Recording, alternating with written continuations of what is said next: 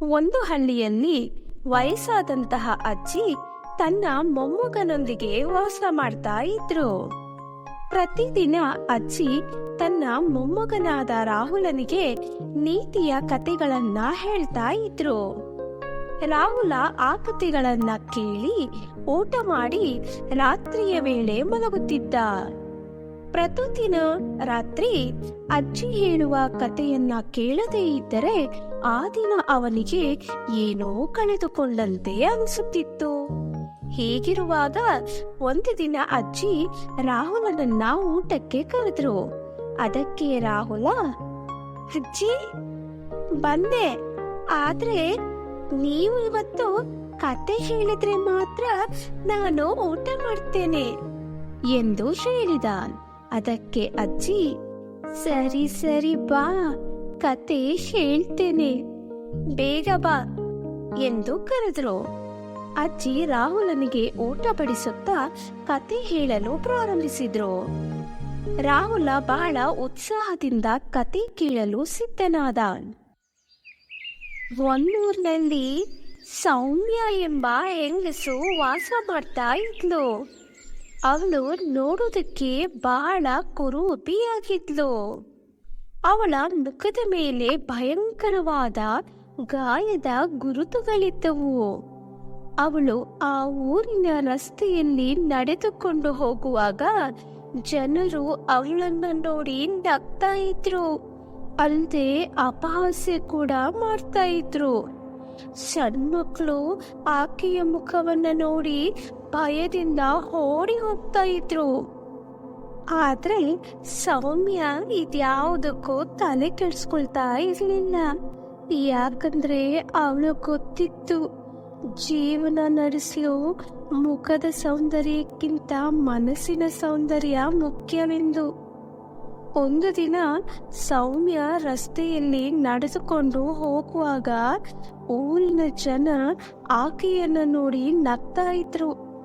ಇದನ್ನು ಅಲ್ಲೇ ನಿಂತಿದ್ದ ಒಂದು ಪುಟ್ಟ ಹುಡುಗಿ ಸಾನ್ವಿ ಆ ನಗುತ್ತಿರುವ ಜನರನ್ನ ನೋಡಿ ಸೌಮ್ಯಳಿಗೆ ಏನಾದ್ರೂ ಸಹಾಯ ಮಾಡಬೇಕು ಎಂದ್ಕೊಂಡ್ಲು. ಒಂದು ದಿನ ಆ ಸಾನ್ವಿ ಸೌಮ್ಯಳ ಬಳಿ ಮಾತನಾಡುತ್ತಾ ನಿಂತಿದ್ಲು. ಇದನ್ನು ನೋಡಿದ ಆಕೆಯ ತಂದೆ ತಾಯಿ ಸೌಮ್ಯಳಿಗೆ ಚೆನ್ನಾಗಿ ಬೈದು, ನೀನು ಇನ್ನು ಮುಂದೆ ನಮ್ಮ ಮಗಳೊಂದಿಗೆ ಮಾತಾಡೋದನ್ನ ನೋಡಿದ್ರೆ ನಿನಗೆ ತಕ್ಕ ಶಾಸ್ತ್ರಿ ಮಾಡ್ತೇನೆ, ಇನ್ಮೇಲೆ ನಮ್ ಕಣ್ಣಿಗೆ ಕಾಣಿಸ್ಕೊಳ್ಬೇಡ, ಹೊರಡು ಇಲ್ಲಿಂದ ಎಂದು ಹೇಳಿ ಆಕೆಯನ್ನ ಅಲ್ಲಿಂದ ಕಳಿಸ್ಬಿಟ್ರು. ತನ್ನ ಮಗಳಾದ ಸಾನ್ವಿಗೆ ಇನ್ ಮುಂದೆ ಆಕೆಯೊಂದಿಗೆ ನೀನು ಮಾತನಾಡಬಾರ್ದು ಅಂತ ಹೇಳಿದ್ರು. ಅದಕ್ಕೆ ಆ ಸಾನ್ವಿ ಸರಿ ಆಯ್ತು ಎಂದು ಹೇಳಿದ್ಲು. ಮನೆಗೆ ಬಂದ್ಮೇಲೆ ಆ ಸಾನ್ವಿ ತನ್ನ ತಾಯಿಯನ್ನ ಕೇಳಿದ್ಲು, ಅಮ್ಮ, ನಾವ್ಯಾಕೆ ಅವ್ರ ಜೊತೆ ಮಾತನಾಡಬಾರ್ದು? ಅದರಿಂದ ನಮ್ಗೆ ತೊಂದರೆ ಆಗುತ್ತೆ.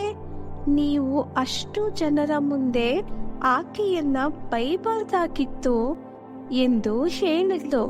ಅದಕ್ಕೆ ಸಾನ್ವಿಯ ತಾಯಿ, ನೀನು ಸುಮ್ನಿರು ಸಾನ್ವಿ, ನನ್ಗೆ ಬುದ್ಧಿ ಹೇಳ್ಬೇಡ, ಜಾಸ್ತಿ ಮಾತಾಡೋದ್ ಕಲ್ತ್ಬಿಟ್ಟಿದೀಯ ಇತ್ತೀಚೆಗೆ. ನೀನು ಇನ್ನು ಚಿಕ್ಕವಳು, ನಾ ಹೇಳೋದನ್ನ ಮಾತ್ರ ನೀನು ಕೇಳಬೇಕು. ಆಕೆ ನೋಡಲು ಕುರೂಪಿಯಾಗಿದ್ದಾಳೆ, ಅಲ್ಲದೆ ನೋಡೋಕೆ ಭಯಂಕರವಾಗಿದ್ದಾಳೆ. ಅದಕ್ಕೋಸ್ಕರ ನೀನು ಅವಳ ಜೊತೆ ಸೇರ್ಬೇಡ, ಮಾತಾಡಬೇಡ ಅಂತ ಹೇಳ್ತಾ ಇರೋದು ಅಷ್ಟೇ. ನಾ ಹೇಳದ್ ಮಾತ್ರ ನೀನ್ ಕೇಳಬೇಕು, ಗೊತ್ತಾಯ್ತಾ ಈಗ ಎಂದು ಸಾನ್ವಿಗೆ ಹೇಳಿದ್ಲು.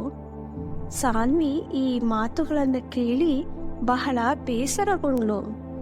ಮಾರನೆಯ ದಿನ ಸಾನ್ವಿ ನೇರವಾಗಿ ಸೌಮ್ಯಳ ಮನೆಗೆ ಹೋದ್ಲು. ಸಾನ್ವಿಯನ್ನ ನೋಡಿ ಸೌಮ್ಯ, ಅರೆ ಮಗು, ನೀನ್ ಯಾಕೆ ಇಲ್ಲಿಗೆ ಬಂದಿದ್ಯಾ?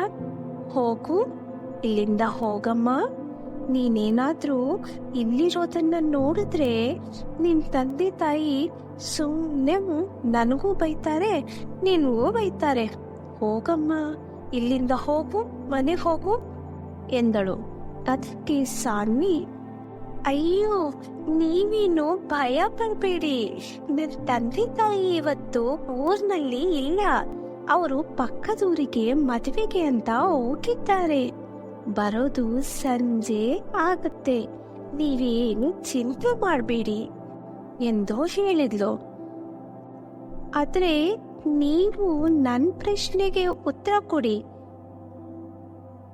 ಯಾಕೆ ಈ ಊರಿನ ಜನ ನಿಮ್ಮನ್ನ ನೋಡಿದ್ರೆ ನಗ್ತಾರೆ? ಯಾರಿಗೆ ನೀವು ಏನ್ ಮಾಡಿದ್ದೀರಾ? ನೀವ್ಯಾಕೆ ಯಾರಿಗೂ ಇಷ್ಟ ಆಗಲ್ಲ ಎಂದು ಕೇಳಿದ್ಲು. ಅದಕ್ಕೆ ಸೌಮ್ಯ, ಯಾಕಂದ್ರೆ ನಾನು ನೋಡುವುದಕ್ಕೆ ಸುಂದರವಾಗಿಲ್ಲ, ಬಹಳ ಕೆಟ್ಟದಾಗಿದ್ದೀನಿ, ಅಲ್ಲದೆ ನನ್ನ ಮುಖದ ತುಂಬ ಬರೀ ಗುರುತುಗಳೇ ಇವೆಯಲ್ಲ, ಅದಕ್ಕೆ. ಆದ್ರೆ ನನ್ಗೇನು ಆ ರೀತಿ ಅನ್ಸಲ್ಲ. ಸರಿ, ಈ ಮುಖದ ಮೇಲಿರೋ ಗುರುತುಗಳು ಹೇಗಾಯ್ತು ಅಂತ ನನಗೆ ಹೇಳ್ತೀಯಾ? ಖಂಡಿತ ಹೇಳ್ತೇನೆ, ಇಲ್ಲಿ ಕೇಳು ಮಗು. ಒಂದು ದಿನ ನಾನು ಕಾಡಿನಲ್ಲಿ ನಡ್ಕೊಂಡು ಹೋಗ್ಬೇಕಾದ್ರೆ ಒಂದು ಸಿಂಹ ಒಬ್ಬ ವ್ಯಕ್ತಿಯ ಮೇಲೆ ದಾಳಿ ಮಾಡಿತ್ತು. ಆ ವ್ಯಕ್ತಿ ಸಹಾಯಕ್ಕೋಸ್ಕರ ಕೂಗಾಡ್ತಾ ಇದ್ದ. ನಾನು ಆ ವ್ಯಕ್ತಿಗೆ ಸಹಾಯ ಮಾಡಲು ಹೋದೆ. ಸಿಂಹ ಅವನನ್ನು ಬಿಟ್ಟು ನನ್ನ ಮೇಲೆ ದಾಳಿ ಮಾಡ್ತು. ನನ್ನ ಮುಖದ ಮೇಲೆ ಉಗುರಿನಿಂದ ಪಲ್ಚಿಬಿಡ್ತು. ನಂತರ ಆ ಸಿಂಹ ಅಲ್ಲಿಂದ ಓಡಿ ಹೋಯಿತು. ಆಗಾದ ಗಾಯಗಳೇ ಈ ಮುಖದ ಮೇಲಿರುವ ಗುರುತುಗಳು ಎಂದು ಹೇಳಿದ್ಲು. ಆಗ ಸಾನ್ವಿ, ಆದರೆ ಈ ವಿಷಯವನ್ನ ನೀವ್ಯಾಕೆ ಈ ಊರಿನ ಜನರಿಗೆ ಹೇಳಲಿಲ್ಲ? ಅದರಿಂದ ಏನ್ ತಾನೇ ಪ್ರಯೋಜನ? ಇಲ್ಲಿ ಜನರು ಕೇವಲ ಮುಖದ ಸೌಂದರ್ಯದ ಬಗ್ಗೆನೇ ಚಿಂತೆ ಮಾಡ್ತಾರೆ, ಆದ್ರೆ ಮನುಷ್ಯನ ಜೀವದ ಬಗ್ಗೆ ಅಲ್ಲ. ಸರಿ, ನೀವು ಕಾಪಾಡಿದ್ರಲ್ಲ, ಆ ವ್ಯಕ್ತಿ ಈಗ ಎಲ್ಲಿದ್ದಾನೆ? ಅವನು ಯಾರು ಅಂತ ಏನಾದ್ರೂ ಗೊತ್ತಾ ನಿಮ್ಗೆ? ಇಲ್ಲ ಮಗು, ಆ ವ್ಯಕ್ತಿ ಯಾರು ಅಂತ ಹೇಳಿ ನನಗೆ ಗೊತ್ತಿಲ್ಲ. ಆತ ಎಲ್ಲಿಂದ ಬಂದಿದ್ದ ಅಂತಾನೂ ನನಗೆ ಗೊತ್ತಿಲ್ಲ. ಸರಿ ಸರಿ, ಈಗ ಸಂಜೆ ಆಯ್ತಾ ಬಂತು, ಹೊರಡು, ಇಲ್ಲಿಂದ ಮನೆಗೆ ಹೋಗು ಬೇಗ, ನಿನ್ ತಂದೆ ತಾಯಿ ಬರೋ ಹೊತ್ತಾಗಿದೆ ಈಗ. ಸರಿ, ನಾನೀಗ ಇಲ್ಲಿಂದ ಹೋಗ್ತೇನೆ, ಆದ್ರೆ ನಿಮ್ಮನ್ಸು ಇಷ್ಟು ಸುಂದರವಾಗಿದೆ. ಸರಿ, ಬಾಯ್ ಆಂಟಿ ಎಂದು ಹೇಳಿ ಸಾನ್ವಿ ಅಲ್ಲಿಂದ ಹೊರಟು ಹೋದ್ಲು. ಇದಾದ 5 ದಿನಗಳ ಬಳಿಕ ಆ ಊರಿಗೆ ಒಂದು ಐಷಾರಾಮಿ ಕಾರು ಬಂತು. ಆ ಕಾರಿನಲ್ಲಿ ಕುಳಿತಿದ್ದ ಅವನು ಒಬ್ಬ ಸರ್ಕಾರಿ ಅಧಿಕಾರಿಯಾಗಿದ್ದ. ಆ ಊರಿನ ಮಧ್ಯದಲ್ಲಿ ಕಾರನ್ನು ನಿಲ್ಲಿಸಿ, ಇಲ್ಲಿ ನೋಡಪ್ಪ, ಈ ಊರಲ್ಲಿ ಮುಖದ ಮೇಲೆ ಗುರುತುಗಳಿರುವಂತಹ ಹೆಂಗಸಿದ್ದಾಳಲ್ಲ, ಆಕೆಯ ಮನೆಯಲ್ಲಿದೆ ಅಂತ ಸ್ವಲ್ಪ ಹೇಳ್ತೀರಾ ಎಂದು ಕೇಳಿದನು. ಅದಕ್ಕೆ ಜನರ ಮಧ್ಯದಲ್ಲಿದ್ದ ಒಬ್ಬ ಮುಂದೆ ಬಂದು, ಓಹೋ ಹೋ ಹೋ, ಆ ಗುರುತುಗಳುಳ್ಳ ಹೆಂಗಸಿನ ಮನೆಯೇ? ಹೀಗೆ ನೇರವಾಗಿ ಹೋಗಿ ಬಲಗಡೆ ತಿರುಗಿಕೊಳ್ಳಿ, ಅಲ್ಲೇ ಆಕೆ ಮನೆ ಇರೋದು ಎಂದು ಹೇಳಿ ಕಳುಹಿಸಿಕೊಟ್ಟ. ಆ ಕಾರು ಸೌಮ್ಯಳ ಮನೆಯ ಮುಂದೆ ಬಂದು ನಿಂತಿತ್ತು. ಆ ಕಾರಿನಿಂದ ಇಳಿದ ವ್ಯಕ್ತಿ ಸೀದಾ ಸೌಮ್ಯಳ ಮನೆಗೆ ಹೋದ. ಸೌಮ್ಯಳನ್ನ ನೋಡಿ, ಇಲ್ಲಿ ನೋಡಿ, ನಿಮ್ಗೆ ಗೊತ್ತಾಯ್ತಾ ನಾನು ಯಾರು ಅಂತ ಹೇಳಿ? ನನ್ನ ಗುರ್ತೇನಾದ್ರೂ ಸಿಕ್ತಾ ನಿಮ್ಗೆ? ಗೊತ್ತಾಯ್ತಾ ನಾನು ಯಾರು ಅಂತ ಹೇಳಿ ಎಂದು ಕೇಳಿದ. ಅದಕ್ಕೆ ಸೌಮ್ಯ, ಇಲ್ಲ, ಯಾರು ಅಂತ ಹೇಳಿ ನನಗೆ ಗೊತ್ತಾಗ್ಲಿಲ್ಲ, ನನ್ನನ್ನು ನೋಡಿಕೊಂಡು ಯಾಕೆ ಬಂದಿದ್ದೀರಾ? ನಾನು ಈ ಊರಿನ ಕಲೆಕ್ಟರ್. ಅಂದು ಕಾಡಿನಲ್ಲಿ ಸಿಂಹದ ಜೊತೆ ಹೋರಾಡಿ ನೀವು ನನ್ನ ಜೀವ ಉಳಿಸಿದ್ರಿ.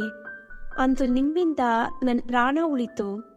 ನಾನೀಗ ಈ ಊರಿನ ಕಲೆಕ್ಟರ್ ಆಗಿ ನಿಮ್ಮ ಮುಂದೆ ನಿಂತಿದ್ದೀನಿ. ಅವತ್ತು ನೀವು ನನ್ನನ್ನು ಕಾಪಾಡದೆ ಹೋಗಿದ್ರೆ ನಾನಿವತ್ತು ಹೀಗೆ ನಿಮ್ಮ ಮುಂದೆ ನಿಲ್ಲೋಕ್ ಸಾಧ್ಯ ಆಗ್ತಾ ಇರಲಿಲ್ಲ. ಹಾ, ಹೇಳಿ, ನಿಮಗೆ ನನ್ನಿಂದ ಏನಾದರೂ ಸಹಾಯ ಆಗಬೇಕಾ? ಹೇಳಿ, ನಿಮಗೆ ಸಹಾಯ ಮಾಡದೆ ನಾನು ಇಲ್ಲಿಂದ ಹೋಗಲ್ಲ. ಹೇಳಿ ಅಮ್ಮ, ನಿಮಗೆ ಏನಾದರೂ ಸಹಾಯ ಬೇಕಾ ಅಂತ ಕೇಳಿದ. ಇದನ್ನು ಕೇಳಿದ ಸೌಮ್ಯ, ನನಗೋಸ್ಕರ ಏನು ಬೇಡ. ನೀವು ನನಗೆ ನಿಜವಾಗ್ಲೂ ಸಹಾಯ ಮಾಡೋದೇ ಆದರೆ ಈ ಊರಿನಲ್ಲಿ ಶಾಲೆ ಇಲ್ಲ. ಈ ಊರಿಗೆ ಒಂದು ಶಾಲೆ ಕಟ್ಸ್ಕೊಡಿ. ಇದರಿಂದ ಮಕ್ಕಳಿಗೆ ಒಳ್ಳೆಯ ಶಿಕ್ಷಣ ಸಿಗುತ್ತೆ. ಮುಂದೆ ಅವರು ವಿದ್ಯಾವಂತರಾಗಿ ಜನಸೇವೆ, ದೇಶ ಸೇವೆ ಮಾಡಲಿ ಎಂದು ಹೇಳಿದ್ರು. ನಿಮ್ಮನ್ನು ನೋಡಿ ಈ ಊರಿನ ಜನ ನಗ್ತಾ ಇದ್ರು. ಆದ್ರೆ ನೀವು ಈ ಊರಿಗೆ ಒಳ್ಳೇದು ಮಾಡೋಕು ಹೊರಟಿದ್ದೀರಾ. ಇದರಿಂದಲೇ ಗೊತ್ತಾಗುತ್ತೆ ನಿಮ್ ಗುಣ ಎಂತ ದೊಡ್ಡದ್ದು ಅಂತ. ಜನರ ಅಪಹಾಸ್ಯ, ನಗುವಿನ ಬಗ್ಗೆ ನನಗೆ ಕೊಂಚವೂ ಬೇಸರ ಇಲ್ಲ ಸಾಹೇಬ್ರೆ. ಈ ಊರಿನ ಜನ ಕೇವಲ ಸೌಂದರ್ಯ ನೋಡ್ತಾರೆ, ಸೌಂದರ್ಯದ ಹಿಂದೆ ಇರುವ ಮನಸ್ಸನ್ನಲ್ಲ. ನಾನು ಮನಸ್ಸಿನ ರೂಪವನ್ನ ನೋಡಿ ಮೆಚ್ಚುವಂತವಳು ಎಂದು ಹೇಳಿದ್ರು. ಇವರಿಬ್ಬರ ಮಾತನ್ನ ಹೊರಗಡೆ ನಿಂತು ಅಷ್ಟು ಜನ ಕೇಳಿಸ್ಕೊಳ್ತಾ ಇದ್ರು. ಆ ಕಲೆಕ್ಟರ್ ಸೌಮ್ಯಳ ಮನೆಯಿಂದ ಹೊರಗಡೆ ಬಂದು ಆ ಊರಿನ ಜನರನ್ನೆಲ್ಲ ಒಂದು ಕಡೆ ಕೂಡಿಸಿ, ನೋಡಿ, ನಿಮ್ಗೆಲ್ಲ ನಾನು ಒಂದು ವಿಷಯ ಹೇಳಬೇಕು ಅಂದ್ಕೊಂಡಿದ್ದೇನೆ. ಈಕೆಯ ಮುಖದ ಮೇಲೆ ಆಗಿರೋ ಗುರುತುಗಳಿಗೆ ಕಾರಣ ನಾನೇ. ಒಂದಿನ ಕಾಡಿನಲ್ಲಿ ಸಿಂಹವೊಂದು ನನ್ನ ಮೇಲೆ ದಾಳಿ ಮಾಡಿತ್ತು. ನನ್ನನ್ನ ಕಾಪಾಡೋದಕ್ಕೋಸ್ಕರ ಸಿಂಹದ ಜೊತೆ ಹೋರಾಟ ಮಾಡುವಾಗ ಸಿಂಹವು ಇವರ ಮುಖದ ಮೇಲೆ ಉಗುರಿನಿಂದ ಪರಚಿಬಿಡ್ತು. ಅವರು ಅಂದು ನನ್ನನ್ನು ಕಾಪಾಡಿದ್ದರಿಂದಲೇ ಇಂದು ನಾನು ಜೀವಂತವಾಗಿ ನಿಮ್ಮ ಮುಂದೆ ನಿಂತಿದ್ದೇನೆ. ನೀವು ಇವರ ಮುಖದ ಗುರುತನ್ನು ನೋಡಿ ಈಕೆ ಬಗ್ಗೆ ನಗ್ತಾ ಇದ್ರಿ. ಇವತ್ತು ನಾನು ಈ ಜಿಲ್ಲೆಗೆ ಕಲೆಕ್ಟರ್ ಆಗಿ ಅವರಿಗೆ ಸಹಾಯ ಮಾಡಿ ಕೃತಜ್ಞತೆ ತಿಳಿಸಲು ಬಂದಿದ್ದೇನೆ. ಆದರೆ ಇವರು ಅವರಿಗೋಸ್ಕರ ಏನನ್ನು ಕೇಳದೆ ಈ ಊರಿಗೆ ಒಂದು ಶಾಲೆ ಕಟ್ಸ್ಕೊಡಿ ಅಂತ ಕೇಳ್ತಾ ಇದ್ದಾರೆ. ನಿಮ್ಮೆಲ್ಲರ ಮಕ್ಕಳ ಭವಿಷ್ಯದ ಬಗ್ಗೆ ಚಿಂತಿಸುತ್ತಿದ್ದಾರೆ. ಇಂತಹ ವ್ಯಕ್ತಿತ್ವ ಇರುವ ವ್ಯಕ್ತಿಯ ಬಗ್ಗೆ ನೀವು ಇಷ್ಟು ದಿನ ಹಾಸ್ಯ ಮಾಡಿ ನಗ್ತಾ ಇದ್ರಿ. ಇನ್ನು ಮುಂದೆ ಆದ್ರೂ ಆಕೆಯ ಮನಸ್ಸಿನ ಸೌಂದರ್ಯವನ್ನ ನೋಡಿ ಎಂದು ಹೇಳಿದ. ಆಗ ಆ ಊರಿನ ಜನರು ತಾವು ಮಾಡಿದ ತಪ್ಪಿಗಾಗಿ ಸೌಮ್ಯಳ ಬಳಿ ಕ್ಷಮೆ ಯಾಚಿಸಿದರು. ಕಥೆಯ ನೀತಿ: ಸೌಂದರ್ಯವೇ ಜೀವನವಲ್ಲ.